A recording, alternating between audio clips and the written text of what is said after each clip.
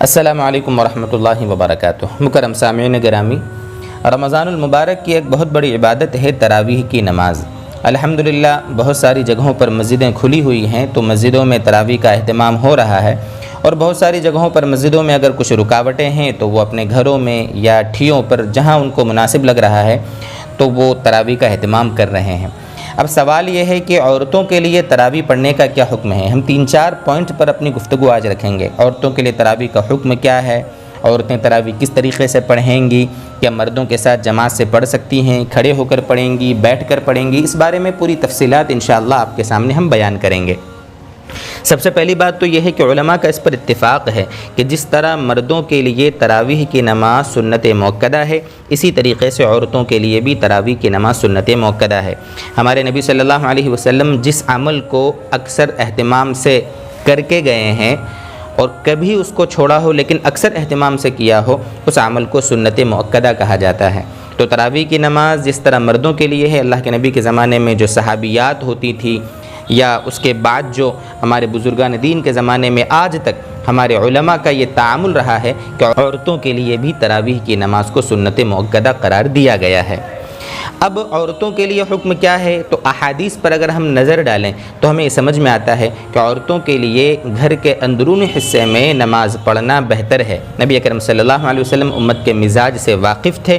نبی کریم صلی اللہ علیہ وسلم قیامت تک کے لیے ہمیں ہدایات دے کر گئے ہیں، اس لیے جیسے اللہ کے نبی کے زمانے میں عورتوں کا مسئلہ تھا کہ ان کے لیے گھروں میں نماز پڑھنا بہتر تھا، تو آج بھی ہمارے لیے یہی حکم ہے کہ عورتیں اپنے گھروں میں تراویح کی نماز اہتمام سے پڑھیں گی۔ مسجد میں اگر تراویح کی نماز مرد پڑھ رہے ہیں تو عورتیں وہاں جا کر شریک ہوں، ایسا بالکل نہ کریں۔ عورتوں کا جماعت سے جا کر مسجد میں نماز پڑھنا یہ مکروہ تحریمی قرار دیا گیا ہے۔ ہاں، اگر گھر میں مرد حضرات جماعت سے نماز پڑھ رہے ہیں تو عورتیں پردے کے اہتمام کے ساتھ ان کے پیچھے صف بنا لیں تو اس کی گنجائش ہے۔ بہت ساری جگہوں پر ابھی لاک ڈاؤن کی وجہ سے گھروں پہ تراویح ہو رہی ہے تو گھر کی جو مستورات ہیں وہ پردے کے اہتمام سے اگر پیچھے صف بنا لیں گی تو اس میں کوئی حرج نہیں، اس کی گنجائش ہے۔ ہاں، ماحول بنا کر دوسری سب عورتوں کو ایک جگہ اکٹھا کرنا یہ اچھی بات نہیں ہے۔ یہاں ایک مسئلہ بہت امپورٹنٹ ہے جس کو اچھے سے ہمیں سمجھنا چاہیے کہ اگر گھروں میں عورتیں پیچھے صف لگا کر نماز پڑھ رہی ہیں مردوں کے پیچھے، تو جو مرد امام ہے اس مرد امام کو ان عورتوں کی امامت کی نیت کرنا ضروری ہے۔ اگر مرد نے ان عورتوں کی امامت کی نیت نہیں کی تو عورتوں کی نماز نہیں ہوگی۔ اب نیت کا کیا مسئلہ ہے، عورتوں کی نیت کیسے کی جائے گی، اس بارے میں مستقل ایک ویڈیو ہمارا موجود ہے، اس کے لنک بھی ڈسکرپشن میں موجود ہے، وہاں سے اطمینان سے آپ دیکھ لیں کہ نیت کرنے کا کیا مسئلہ ہے، تراویح کی نیت کیسے کی جاتی ہے۔ اور ایک چیز بہت اہم یہ بھی ہے کہ عورتیں بسا اوقات بلا عذر کے بیٹھ کر نماز پڑھنے لگ جاتی ہیں، فرض نمازیں بھی بیٹھ کر پڑھنے لگ جاتی ہیں، حالانکہ بلا عذر فرض نماز بیٹھ کر پڑھنا جائز نہیں ہے، نماز ہوتی ہی نہیں ہے۔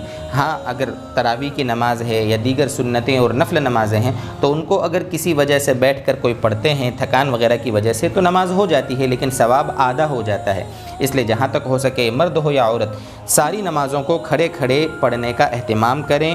اگر عذر ہو تو ٹھیک ہے، بیٹھ کر پڑھنے کی گنجائش ہے، لیکن اگر عذر نہیں ہے تو کھڑے کھڑے پڑھنا چاہیے۔ بڑی عظیم عبادت ہے، سعادت والی عبادت ہے۔ اللہ تعالیٰ اپنے خوش نصیب بندوں کو ہی اس عبادت کی توفیق دیتے ہیں۔